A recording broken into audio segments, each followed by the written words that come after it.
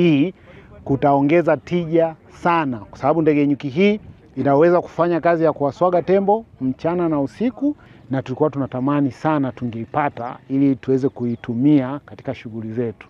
Kwa hiyo Mungu amesaidia, imepatikana mwaka huu 2025, na ukanda huu sasa una ndege nyuki hii ambayo kwa kweli utafanya mageuzi makubwa ya utendaji katika shughuli zetu. Kwa hiyo ni matazamio yetu kwamba ndege nyuki hii itatusaidia kwa kiasi kikubwa kabisa kufanya doria kwenye mipaka, kuhakikisha tembo wako maeneo salama ya hifadhi na hawako kwenye mashamba.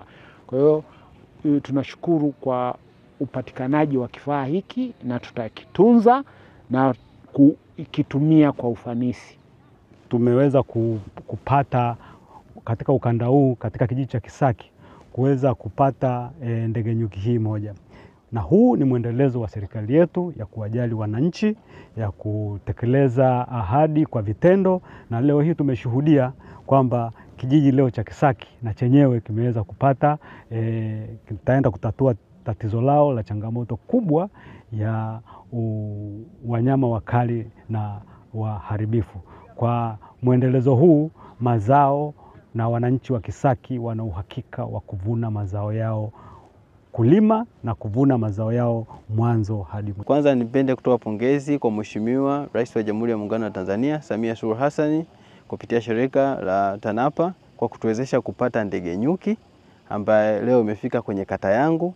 Kata hii yenye jumla ya vijiji 4 na wakazi 28,414 ambao wataenda kunufaika moja kwa moja na upendeleo mkubwa wa Rais wetu wa Jamhuri ya Muungano wa Tanzania kwa kutimiza ahadi yake kwa vitendo, kuhakikisha wakulima na wakazi wa maeneo haya wanapata nafuu ya moja kwa moja kupitia wanyama pori waharibifu, hasa tembo. Kwa tunapenda kushukuru sana, na mwisho niseme tu kwamba ndege nyuki hii itatunufaisha sana, hasa kwenye vijiji vyangu vyote kwenye eneo letu, hasa kijiji cha Gomero, kijiji cha Kichangani, kijiji cha Nyarutanga pia ambacho kwa upande wake kimepakana na hifadhi ya Mikumi.